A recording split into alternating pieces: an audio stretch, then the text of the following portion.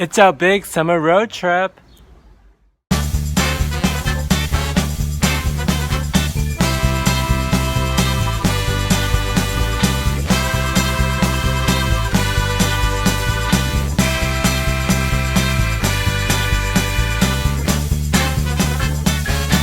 Welcome to our big summer road trip.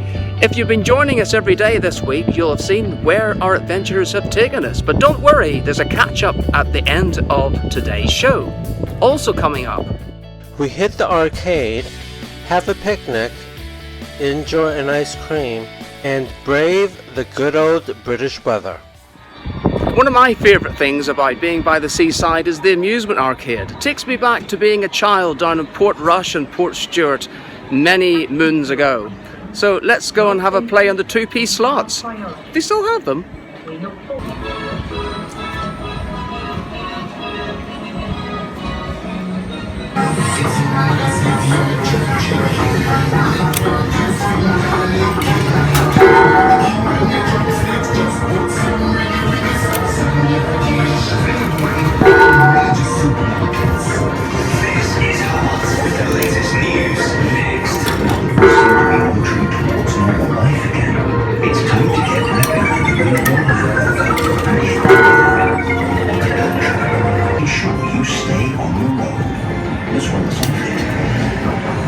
What did you win? I don't know.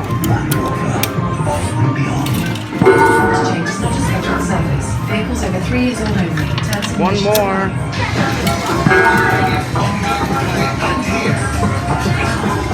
Oh well. I don't know. Souvenir.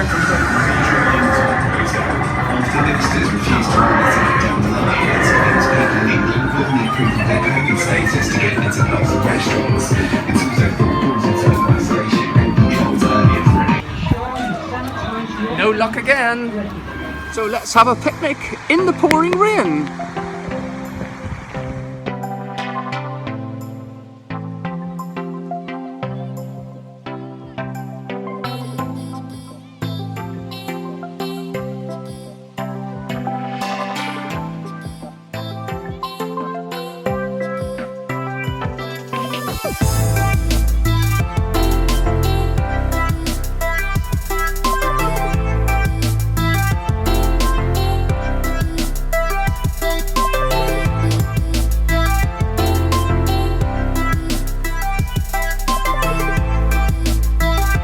Are you kidding? Of course we're not going to eat out in the rain. We're going to eat in the car instead.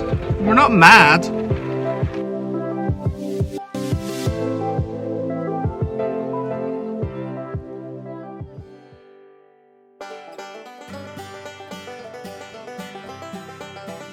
So what makes a traditional British seaside holiday?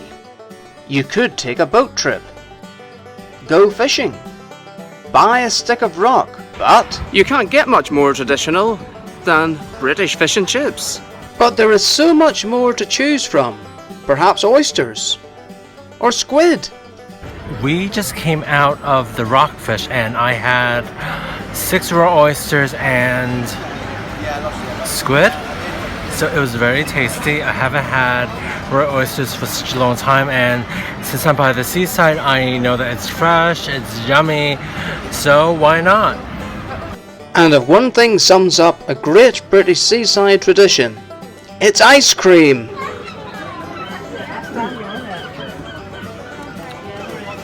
Yummy. It is nice. Delicious? Delicious. One of the hazards of a great British summer holiday is the weather. It's not always on your side, and you really do have to put up with some rain along the way. So make sure you pack an umbrella.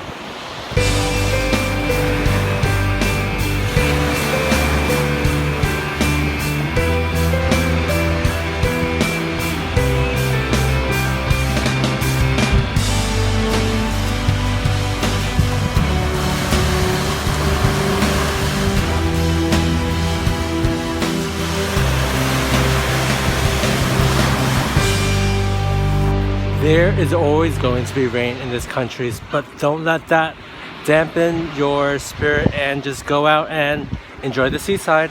And there's always the traditional fish and chips or all the other bits and pieces that you can find down on the seafront.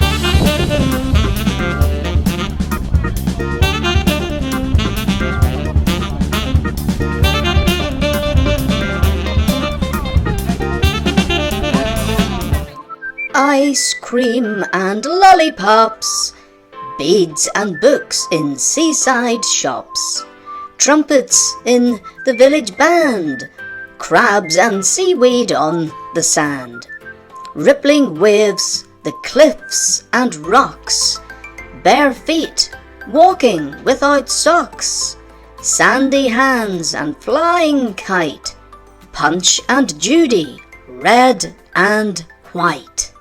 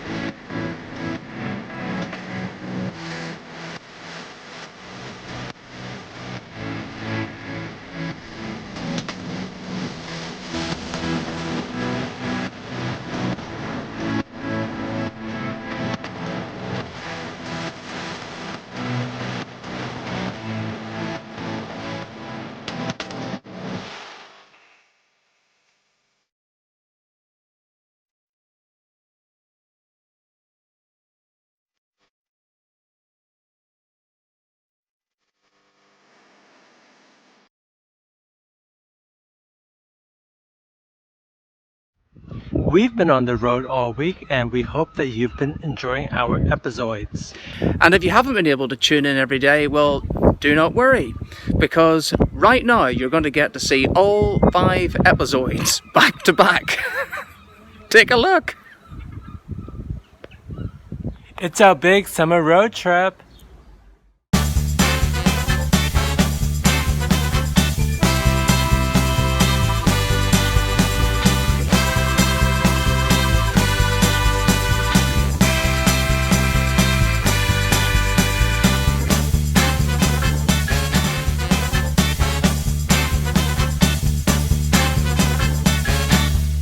Welcome to Stonehenge. Let's take a look around. The prehistoric monument of Stonehenge is one of Britain's most recognisable landmarks. Its standing stones date back to the late Neolithic period around 2500 BC. A cultural icon, Celtic pagans known as Druids are thought to have built the site as a place of worship. Although access to the English heritage property is now by ticket only, Stonehenge is still seen as a shrine to those who celebrate the longest day of the year, the summer solstice. So it's taken us 2 hours to drive here, and once you've safely parked your car, you head into the visitor centre. And we've got a mile's trek ahead of us before we even reach the stones. The visitor centre includes a shop and cafeteria, and houses, probably similar to those around the time of the Neolithic era, when Stonehenge was built.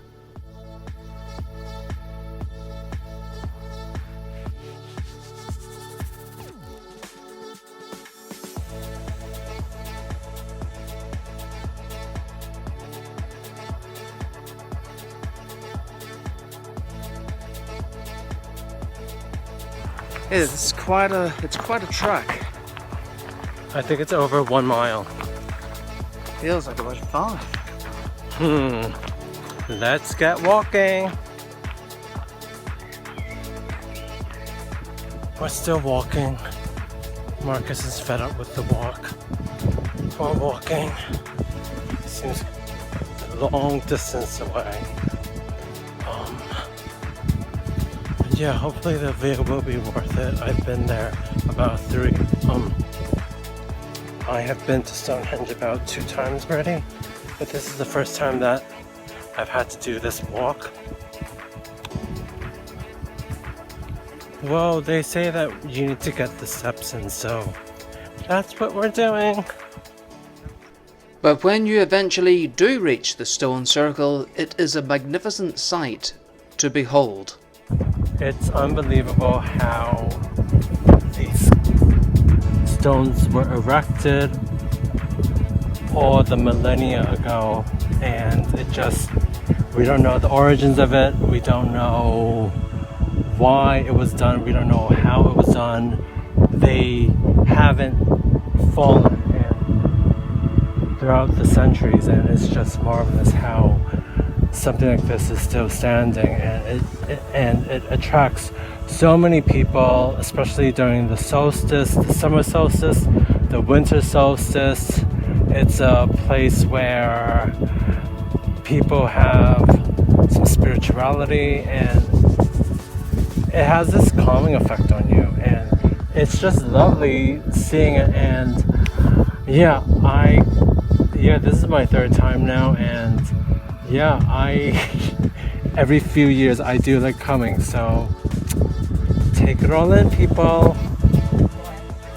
If you don't fancy a walk back, there's always the bus behind me. We're on the bus now.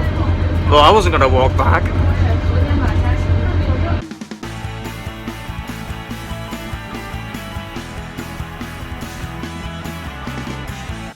It's our big summer road trip.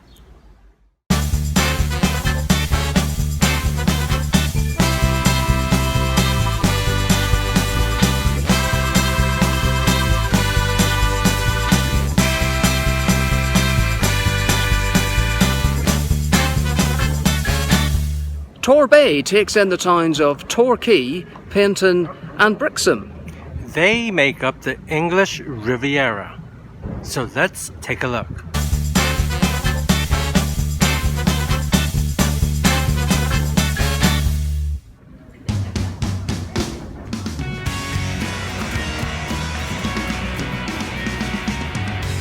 Torquay is the birthplace of the novelist Agatha Christie. Let's hope there isn't a murder around at the harbor today.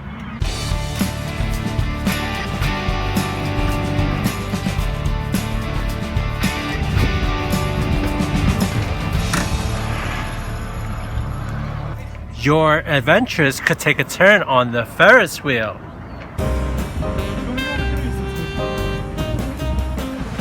Paignton has a mixture of a pebble and sandy beach, just like this one right in front of us. Paignton even has a wild mouse amusement ride. Look behind me. It's closed right now, but it'll open later. Whether you want an ice cream or to explore the shops, Paignton has it all.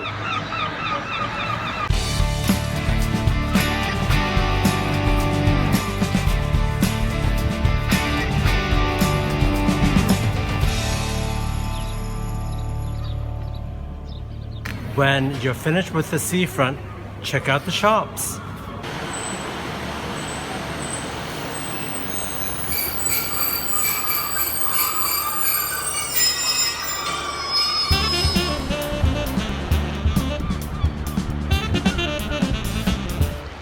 You can do a combined steam train and boat trip to Dartmouth.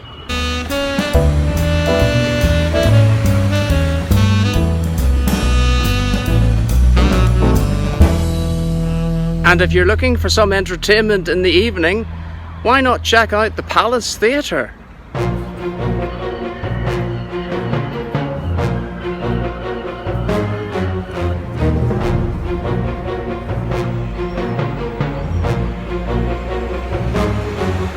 Well, Brixham is one of the most famous fishing ports in England. In fact, it featured on the television series Fishtown. And it is best to avoid the seagulls. They're all around us.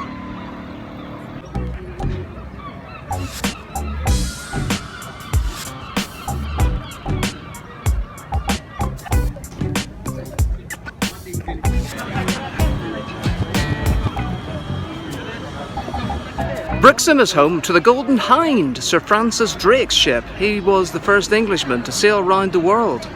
You can go on board.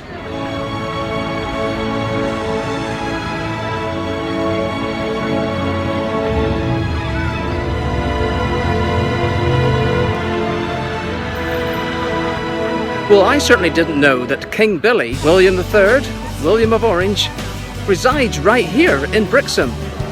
It's a little bit of home for me. With such diverse towns to choose from, there really is something for everyone in Torbay.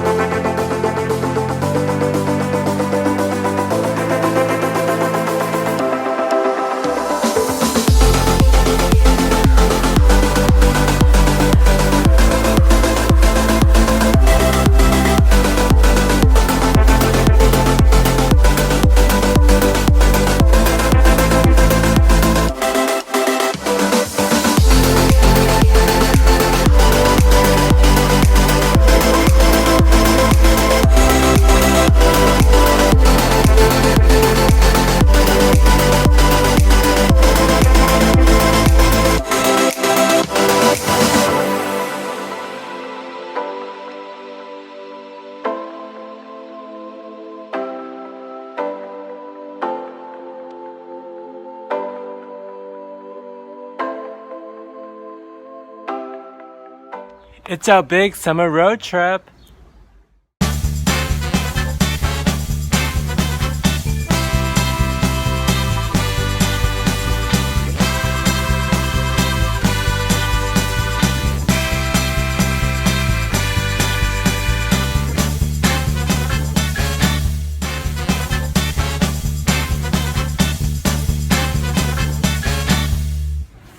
Plymouth is known as Britain's Ocean City. Plymouth is also the location where the Pilgrims set sail for America on the Mayflower.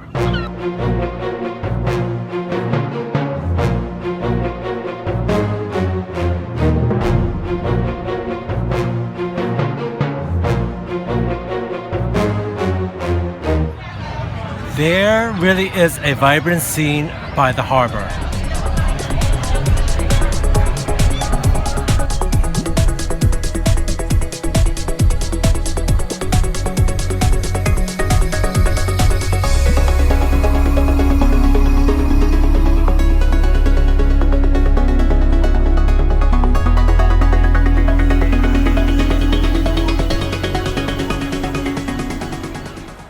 Back in the times of the Mayflower in 1620, this area would have been full of tall ships. Well, they actually look quite big today as well.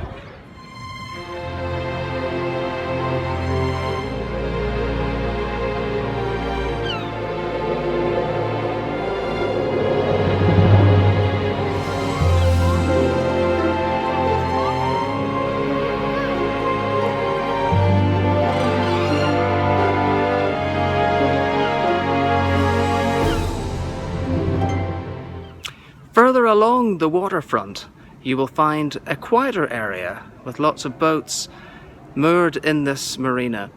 And there's also a few swans to say hello to.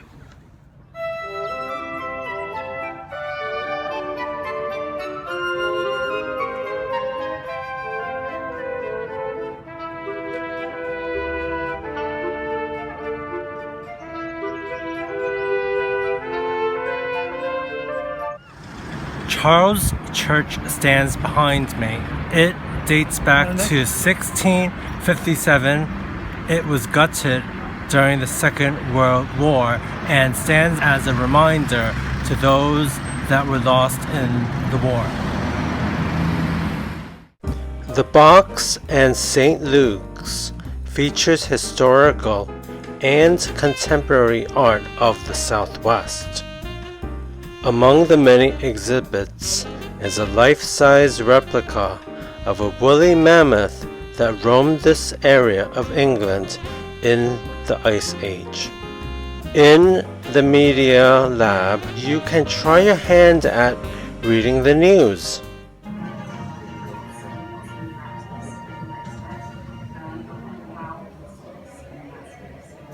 Good evening. This is the news from the Southwest. In the 2000s, The bridge has taken just over 2 years to build, with the city of Plymouth and Cornwall County Council sharing the cost of the project.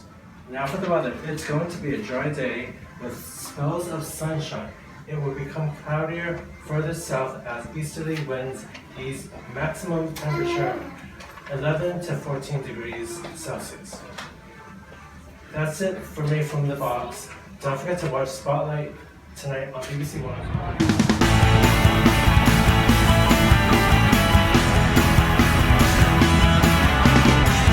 It's our big summer road trip.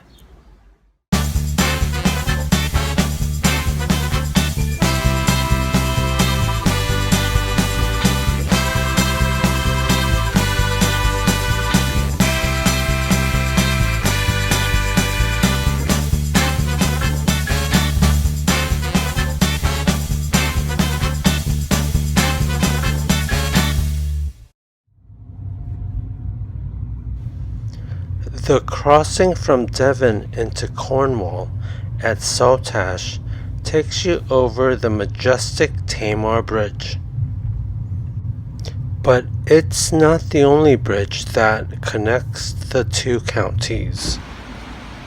The Royal Albert Bridge was constructed in 1859 by Isambard Kingdom Brunel. A railway bridge, it crosses the River Tamar.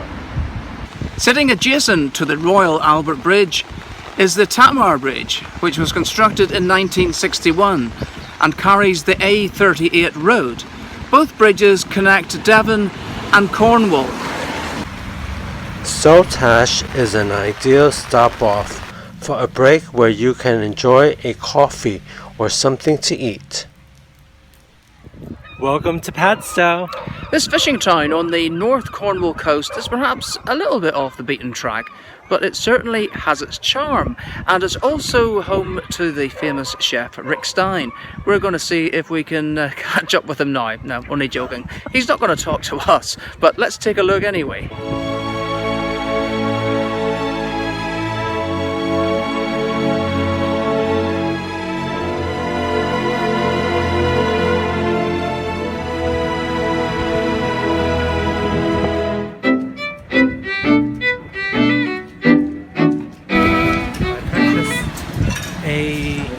Stein apron.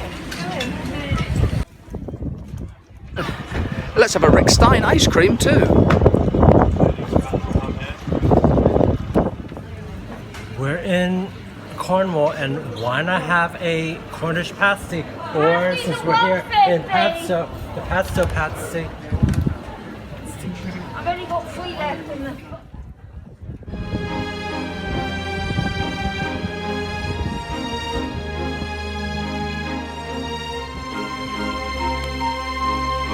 You could enjoy a spot of fishing, or perhaps even take a boat trip.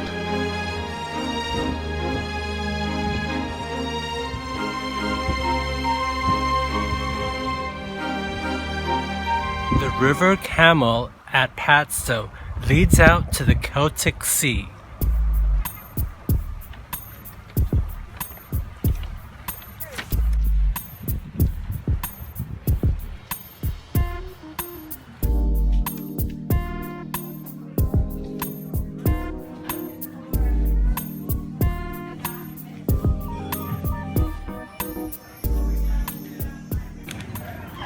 The Clipper anchor was discovered in 16 feet of mud in 1820.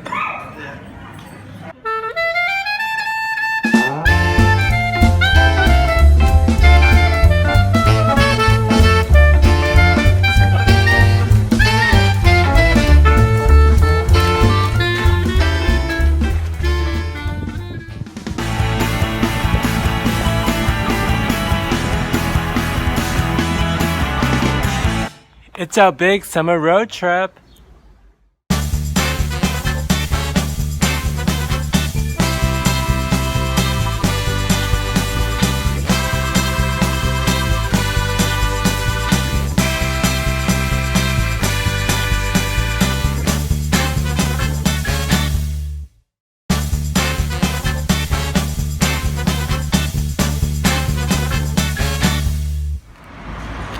Liskeard in Cornwall is a old market and coinage town.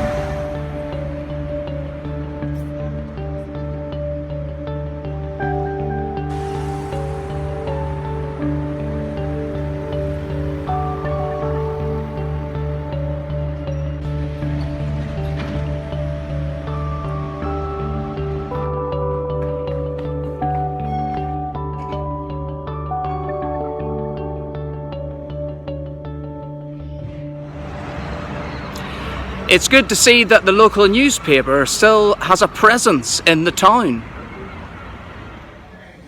You can explore the quaint little shopping streets.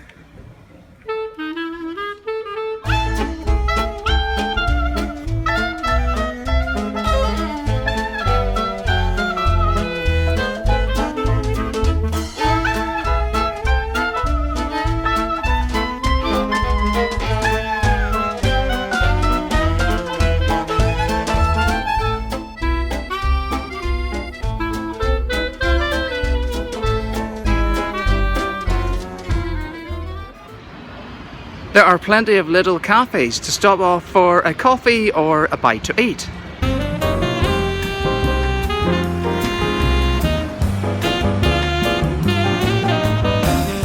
You can find out more about the town at the local Tourist Information Centre and Museum. The town of Launceston is the ancient capital of Cornwall.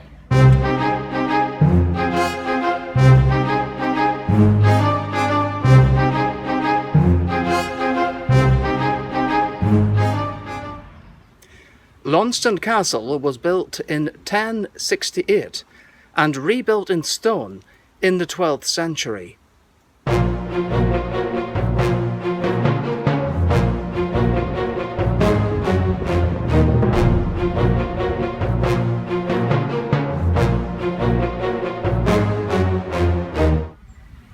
Today it is owned by Duchy of Cornwall and managed by English Heritage.